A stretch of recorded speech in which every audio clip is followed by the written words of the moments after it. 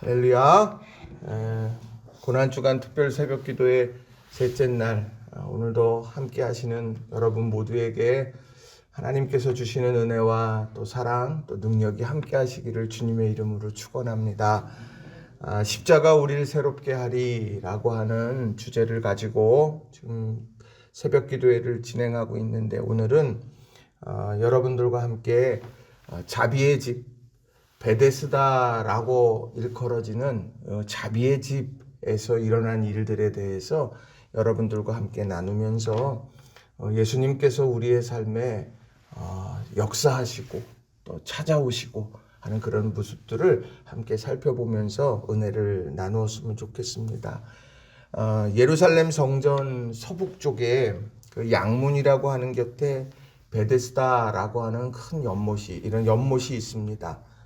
그 연못을 둘러싸고는 5개의 행각이 이렇게 곳곳에 있었습니다.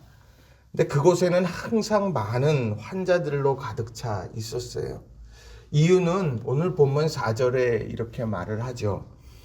이는 천사가 가끔 못에 내려와 물을 움직이게 하는데 움직인 후에 먼저 들어가는 자는 어떤 병에 걸렸든지 낫게 되미러라. 치유의 역사가 일어나는 곳, 그것이 바로 베데스다 연못이었다는 겁니다. 그런데 그 천사가 물을 움직이게 하는 바로 그 순간에 들어가는 사람이 얻게 되어지는 것, 그런 역사가 일어나는 곳이 베데스다 연못이었다는 거죠. 그러니까 병 낫기를 원하는 사람이라 그러면 다 그곳에 모여서 인산인해를 항상 이루었습니다. 그들의 시선은 어디에 있었을까? 우선은 베데스다 연못이었을 것이고요. 그리고 물이 동하고 있는가? 이것에 대해서 깊이 관심하고 있을 거고요. 또 오늘 내가 거기에 뛰어 들어가야지 하는 그런 마음에 그런 결단과 갈급함, 소원 이제 이런 것들이 다 있었을 거예요. 그런데 그 많은 사람들 중에 오늘 말씀의 주인공이 있습니다. 그 사람은 5절에 나오는 거기 38배 된 병자가 있더라. 38년이나 된 오랜 병을 앓고 있던 한 사람이 있습니다. 그 병자, 그 사람이 오늘 예수님을 만나게 된다는 거예요. 그리고 예수님을 만나고는 그의 병이 치유되어지게 됐죠. 자, 여기에 담겨져 있는 중요한 교훈이 무엇일까? 저는 오늘 여러분들과 그것을 2가지로 같이 좀 살펴보고 싶습니다. 자, 첫 번째로는요, 주님은 믿음으로 기다리는 자를 찾아가신다는 겁니다. 주님은 믿음으로 기다리는 자를 찾아가신다. 오늘 이 말씀을 우리 가슴에 깊이 새겼으면 좋겠어요. 자, 38년 동안이나 병자로 살아왔다고 하면 그 마음이 오죽하겠습니까? 참 많은 처방도 받았고 많은 의사도 만나고 또 노력도 많이 했겠죠. 그러나 해결되지 않는 그 사람, 마지막으로 내가 베데스다 자비의 집, 내가 그곳으로 향해야 되겠다. 그리고 찾아 나왔고 기다리고 또 기다리고 있다라고 하는 것입니다. 그는 마음의 시선이 연못에 있었고 천사가 와서 물을 움직이는 그때 그는 사모하고 있었어요. 그는 아무도 자기를 데려다가 물이 움직일 때 데려다주는 사람은 없었지만 그럼에도 그의 마음속에는 간절한 확신과 기다림이 그에게 있었다라고 하는 거죠. 자, 7절의 말씀을 보면 이 사람의 안타까운 모습이 있어요. 병자가 대답하되 주여 물이 움직일 때 나를 못에 넣어주는 사람이 없어 내가 가는 동안에 다른 사람이 먼저 내려가나이다.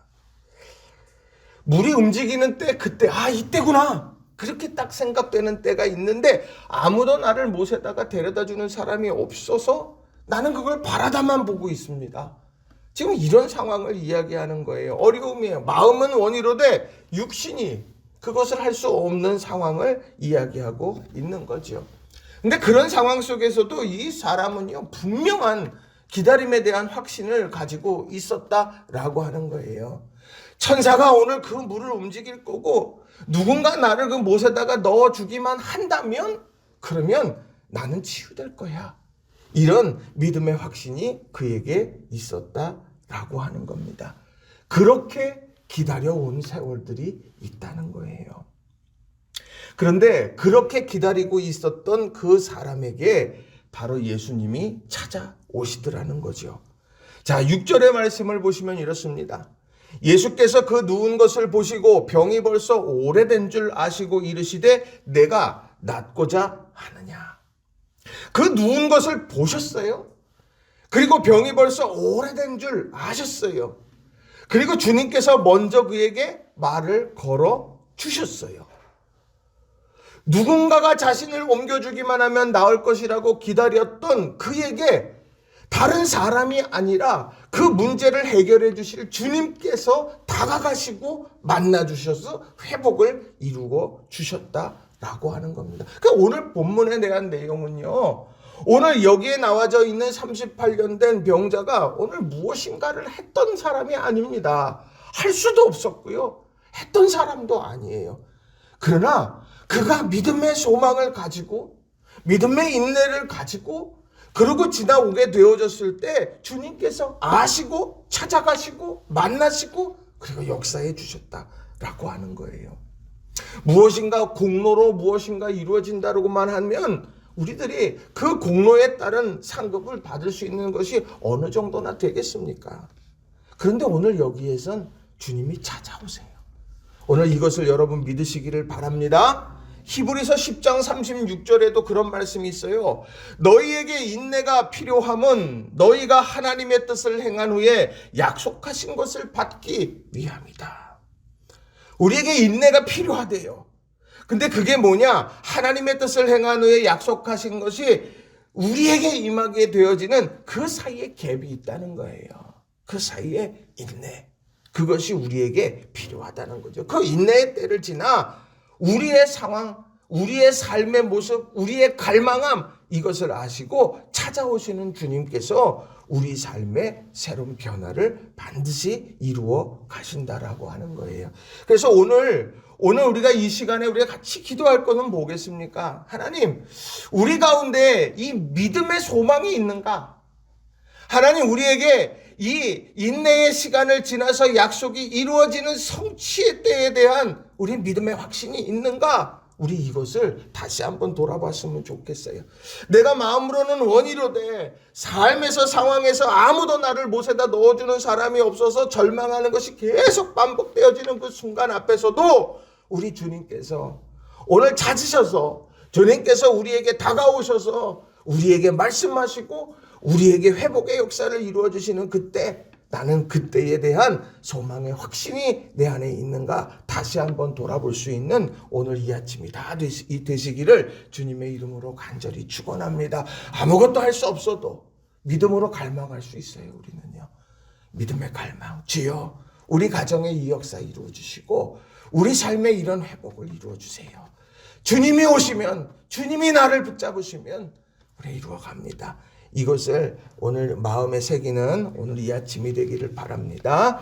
두 번째로는요. 모두가 멈출 때에도 주님은 일하신다는 겁니다. 모두가 멈출 때에도 주님은 일하신다라는 거예요.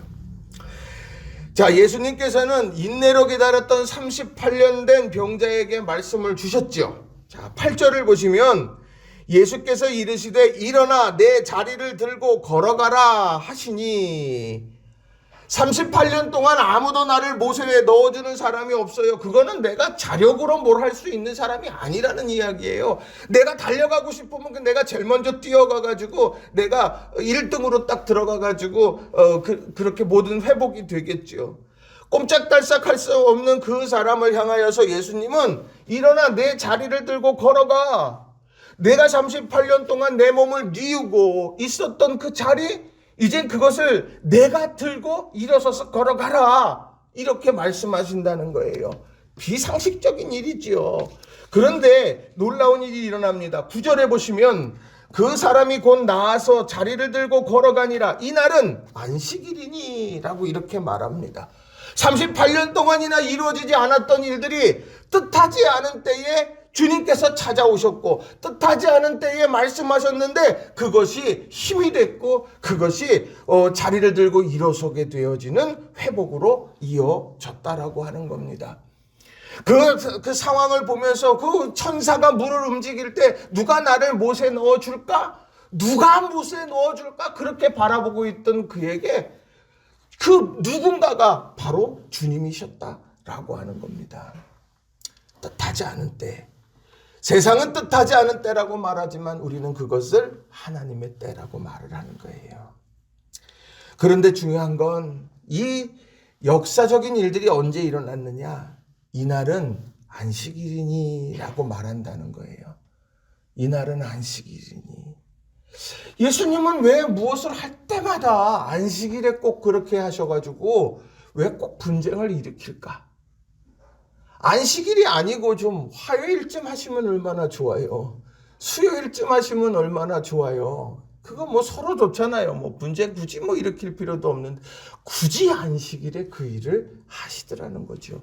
아니나 다를까 안식일에 그렇게 사람을 치유했더니 10절에 유대인들이 들고 일어났어요. 10절에 유대인들이 병 나은 사람들에게 이르되 안식일인데 내가 자리를 들고 가는 것이 옳지 아니하니라. 38년 동안이나 병자로 살아오면서 자신을 뉘었던 그 자리를 예수님을 만나고서는 그 자리를 들고 일어서서 걸어갔던 그거 축하할 일 아닙니까? 그런데 유대인들은 뭐라고 말을 하느냐? 안식일에 짐을 옮기지 말아야 하는데 그 율법을 어겼노라고 질책을 하고 있는 거예요. 다시 말하면 안식일에 너 멈췄어야 돼. 아무것도 하지 말고 있었어야 돼. 안식일이니. 지금 그렇게 하면서 이야기하는 거예요. 또 예수님도 이 문제 때문에 박해를 당하기 시작했어요. 16절 보시면 그러므로 안식일에 이러한 일을 행하신다 하여 유대인들이 예수를 박해하게 된지라. 안식일에 그 일을 한다고 해서 또 예수님을 또 박해하는 일들도 일어나게 됐다라고 하는 거예요. 오늘 병 나은 사람도 질책을 받았고 병을 고쳐준 예수님께서도 박해당하셨어요. 그렇게 하시면서까지도 이야기하고 싶으셨던 한 가지가 뭘까? 그게 바로 오늘 저는 17절의 말씀이라고 생각을 합니다. 예수께서 그들에게 이르시되 내 아버지께서 이제까지 일하시니 나도 일하신다 하며. 많은 유대인들은 말했어요. 안식일에는 멈춰야만 한다고. 마치 하나님께서도 멈춰 계신 것처럼 멈춰야 된다고 그렇게 이야기를 했어요. 그런데 예수님이 하고 싶은 말은 다른 게 아니에요. 안식일에도 하나님은 하나님을 사랑하는 이들을 위해서 오늘도 일하고 계신다. 무엇을 행하고 있느냐? 멈춰야 될 것이 무엇인가? 이것을 찾고 있는 유대인들을 향해서 너희가 지금 일하시는 하나님을 보고 있느냐? 무엇을 행하는 두잉에 관심하고 있는 이들에게 너희는 지금 누구를 향하여 보고 있느냐? 지금 이것을 이야기하는 거예요. 오늘도 안식일이 있고 일주일 지나면 안식일이 또 오고 그 다음에 안식일이 또 올 텐데 무엇을 하느냐에 관심 내고 있는 것 혹시 그렇지 않느냐? 안식일의 주인, 안식일의 가장 중요한 것은 일하고 계시는 하나님을 봐야 되는 거다. 그분께 집중해야 돼. 우리가 멈추는 이유는 주님께 집중하기 위해서지. 내가 그 멈춘 것 때문에 질책하고 멈춘 것 때문에 사람들이 분열되는 걸 원하는 것이 아니다. 이것을 분명하게 말씀해주고 있다는 거예요. 하나님은 하나님을 사랑하는 자들을 위해서 오늘도 일하고 계심을 여러분 믿으시기 바랍니다. 시편 127편 2절에 보면 이런 말씀이 있어요. 시편 127편 2절 세 번역으로 제가 읽어드려요. 일찍 일어나고 늦게 눕는 것, 먹고 살려고 애써 수고하는 모든 일이 헛된 일이다. 진실로 주님께서는 사랑하시는 사람에게는 그가 잠을 자는 동안에도 복을 주신다. 여러분 이거 꼭 믿으셨으면 좋겠어요. 하나님의 일하시면 제한이 없습니다. 인간의 공로, 인간의 생각이 아니라 하나님께서 그렇게 하기로 작정하시고 하나님께서 그렇게 이루어 가신다. 예수님은 오늘 자비의 집에서 그걸 이야기해 주는 거예요. 베데스다 자비의 집에서 그 말씀을 오늘 병자를 치유해 주시는 것으로 보여주신다라고 하는 겁니다. 그런데 말씀 준비하면서요, 이 38년 된 병자를 다시 보게 됐습니다. 이 사람이 엄청 비겁한 사람이에요. 여러분 그런 생각 해보셨어요? 이 말씀 가만히 곱씹어서 한번 읽어보세요. 자, 뭐라고 이야기하느냐? 10절에 보시면 유대인들이 병 나은 사람에게 이르되 안식일인데 내가 자리를 들고 가는 것이 옳지 아니하니라. 이렇게 유대인들이 막 얘기를 해요. 그랬더니 11절에 뭐라고 말하냐? 대답하되 나를 낫게 한 그가 자리를 들고 걸어가라 하더라 하니. 나한테 뭐라 그러지 마요. 그 사람이 나한테 자리 들고 걸어가라 그래가지고 내가 그랬을 뿐이에요. 변명하잖아요. 근데 그 뒤에 또 나와요. 12절도 보면 그들이 묻되 너에게 자리를 들고 걸어가라 한 사람이 누구냐? 그 사람이 누구야? 그랬더니 13절에 고침받은 사람은 그가 누구인지 알지 못하니 라고 말합니다. 아니 38년 동안이나 자기를 옥죄고 있었던 그런 병을 치유해 준 사람을 몰라요. 누가 그렇게 안식일에 내 병상 이 침상 자리를 들고 일어서라 그랬어?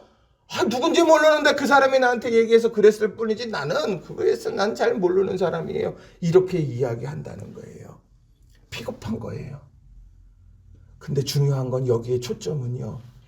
그럼에도 불구하고 주님께서 찾으셨다는 거고 그럼에도 불구하고 가셔서 주님께서 그의 침상을 들고 일어가서 회복시키시는 일들을 이루어 가셨다. 왜일까?